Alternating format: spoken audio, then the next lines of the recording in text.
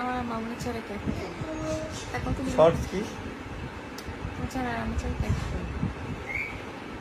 হ্যাঁ তোর না কেন আমার না কে অন্য কিছু করবো, রিয়ারিং করবো, রিয়ারিং আছে, অনেক সিস্টেম আছে, যেটি করে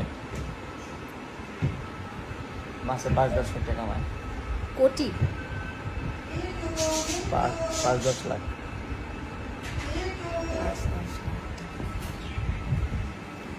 এটা কি প্রিন্স না প্রিন্সেস?